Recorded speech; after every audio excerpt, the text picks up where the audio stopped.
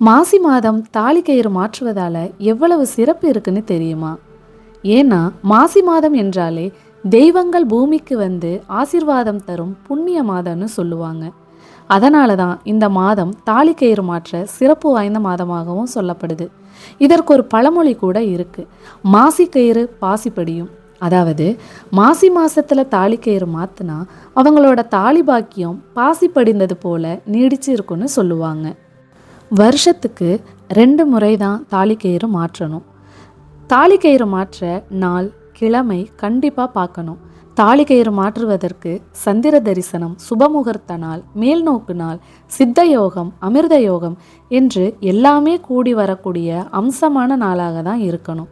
மிக முக்கியமான ஒன்று, கயிறு மங்கும் தன்மை வந்தால் மட்டுமே அதை மாற்ற வேண்டும். தாலி கயிற்றை புதிதாக மாற்ற திங்கள், செவ்வாய், வியாழக்கிழமைகளில் மட்டும்தான் மாற்ற வேண்டும்.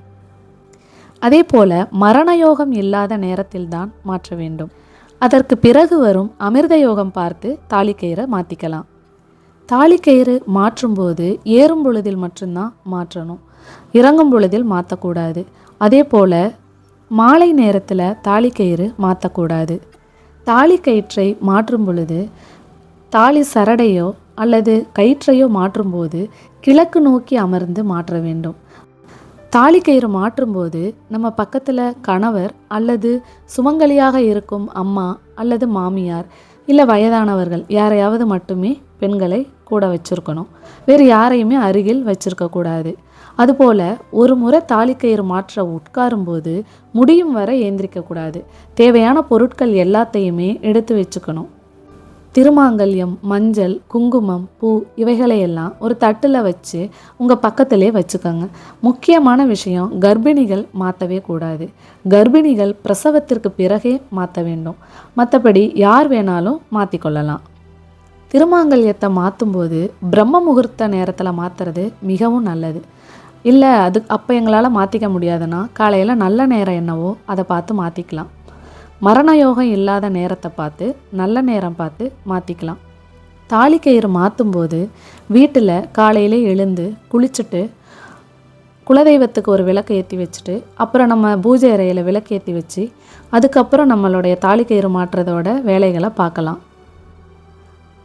தாலிக்கயிறு மாற்றும்போது பழைய தாலிக்கயிறு அணிஞ்சிருப்பீங்கள்ல, அந்த தாலிக்கயிறை தூக்கி கண்ட இடத்துல போடக்கூடாது. அந்த தாலிக்கயிற்றை கழட்டி செடி கொடிகள் இருந்தால் அதில் கட்டிடலாம்.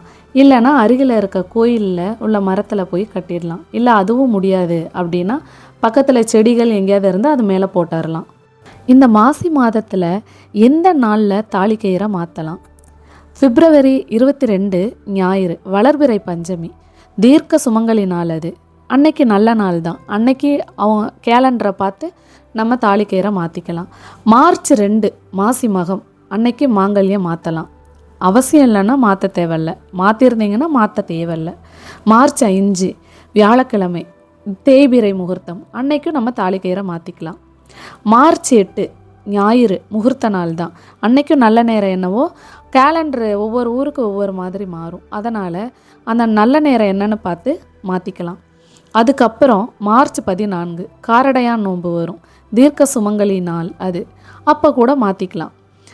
மாசி மாதத்தில் வரக்கூடிய இந்த சுபமுகூர்த்த நாளில் எப்போ வேணும்னாலும் தாலிக்கயிறை மாற்றிக்கலாம். இந்த நாளில் உங்கள் தாலிக்கயிறை மாற்றி நீங்கள் எல்லா செல்வங்களையும் வளங்களையும் பெற்று வாழுங்கள். தாலிக்கயிறு ரொம்ப பழுதானவங்க இந்த நாள் வர வெயிட் பண்ணணுன்ற அவசியம் இல்லை. தாலிக்கயிறு பழுதானவங்க உடனே தாலிக்கயிறு மாற்றிக்கிறது நல்லது. அதுக்கு நல்ல நாள் பார்க்கணுன்ட்டு அவசியம் கிடையாது. நம்ம உடனே தாலிக்கயிறு மாற்றுறது நல்லது. ஏன்னா தாலிக்கயிறு பழுதாகக்கூடாது. அது குடும்பத்துக்கு கஷ்டத்தை அதிகம் கொடுக்கும்னு சொல்லுவாங்க. இந்த வீடியோ உங்களுக்கு பிடிச்சிருந்ததுன்னா மறக்காமல் கமெண்ட் பண்ணுங்கள், லைக் பண்ணுங்கள், சப்ஸ்கிரைப் பண்ணுங்கள். நன்றி.